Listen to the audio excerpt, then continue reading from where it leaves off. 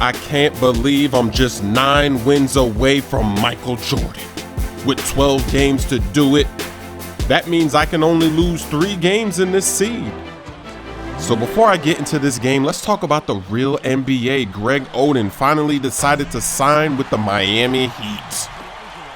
This is a gutsy move by the Miami Heat because they don't have a lot of money to spend. But at the same time, they don't really have options when it comes to the center position because they don't have a lot of money to spend. They can't go and get a good quality big.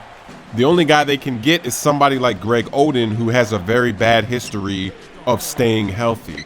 And it's hard to believe that he won't get injured again because something is obviously wrong with those knees. It really is sad. I'm not wishing that he gets injured. I never have. But he's probably going to get injured again. But maybe not, because on the Heat, he doesn't have to do too much. And hold on, man. Look at that manual block. I switched to Hakeem, and it's Lob City. Smoove goes flying in there. The way that Smoove jumped for that lob, that's just crazy. Back to Greg Oden. I remember when he was deciding what teams he wanted to go to, he put teams on his list like the Pelicans. Why in the world would he want to go and play for the Pelicans?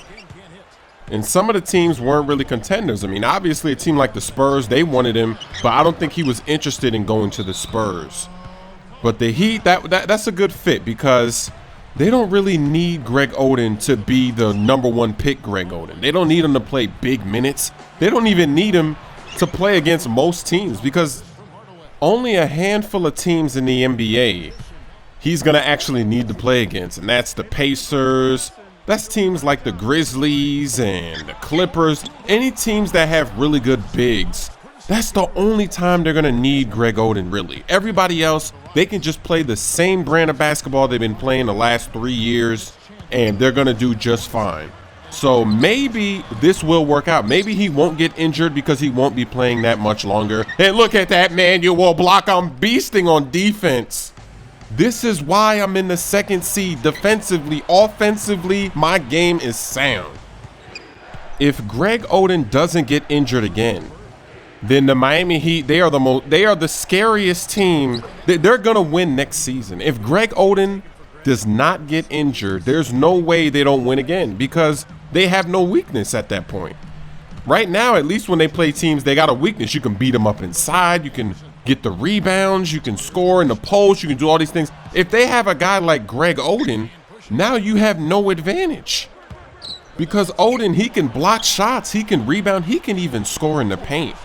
Could you imagine that? Could you imagine, oh, look at that floater by Iverson, but could you imagine Greg Oden scoring in the post for Miami? Somebody other than LeBron James going down on the block and scoring a few points here and there? Could you imagine somebody finishing around the rim on pick and rolls, alley-oops? Either way, whatever happens, this is going to be a story of next season, and especially if he doesn't get injured, because that would be such a great story to hear, that a guy that's been injured his whole career, rhyming accidentally, can come back and play and contribute to a championship contender. It'll be like Grant Hill. Remember when Grant Hill was struggling with injuries and then finally, at the end of his career, he was able to play injury-free, and it was nice to see him be able to compete. And that's really what you want for all NBA players. So if he turns out to stay healthy, that's gonna be amazing for basketball. So let me know what you're thinking. What are your predictions? Do you think Greg Oden can play the entire season and the playoffs without getting injured again?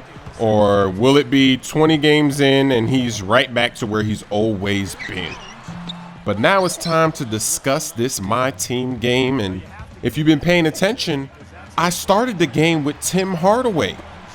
Remember him? He's still on the team.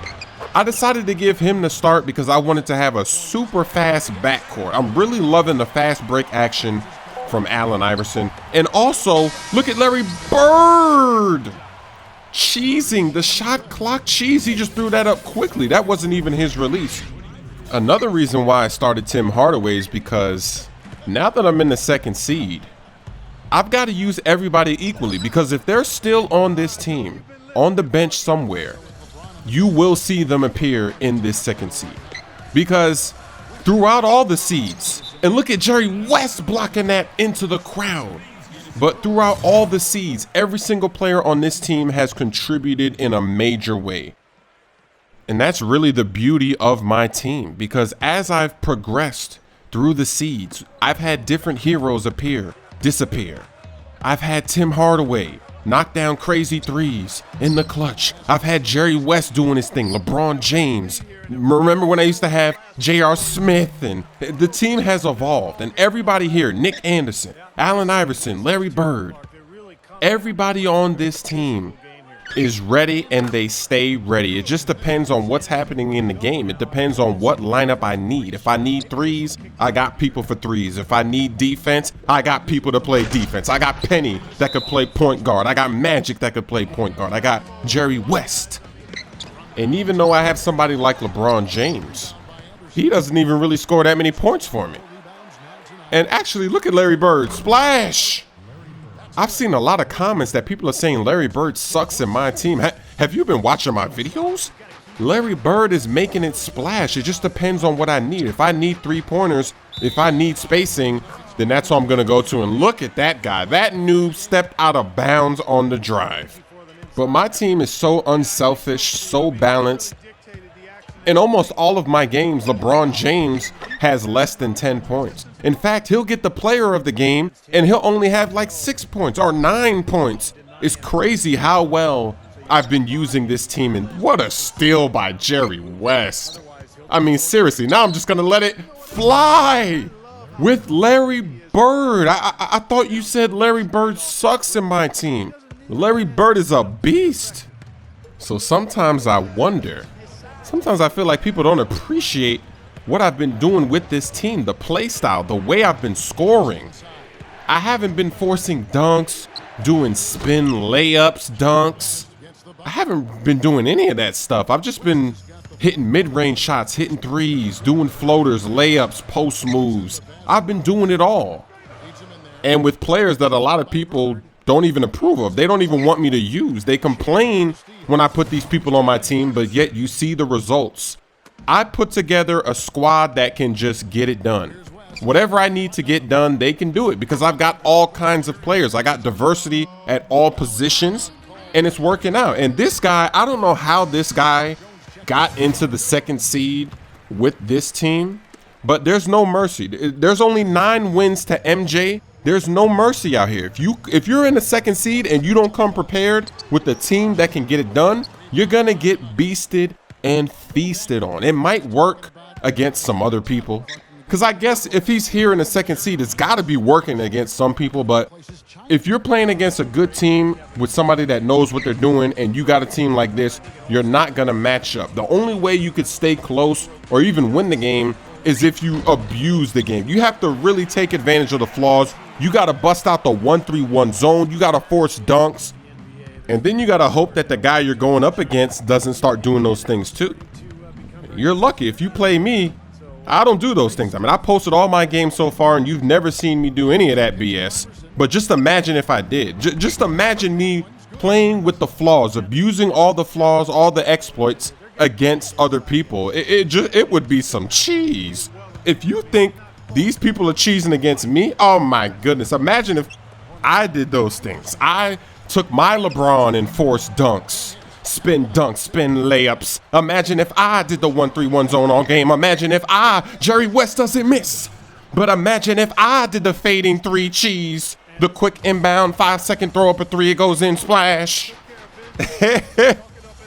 But I do have to give it up to this guy that I'm playing because he didn't rage quit. Isn't that amazing? I mean, look at the score, and he's still playing.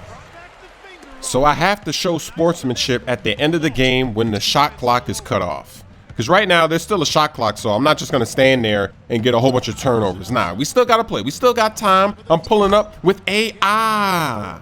And my shot feedback is back to normal. And even though it said the release is wrong, it's not. Because in the last seed, Allen Iverson had a good game every single game. He was having games shooting 9 of 13, 7 of 11. Good shooting percentages. I know his release. Sometimes this game online, they don't know the release of the players. But I know the release, so it's all good.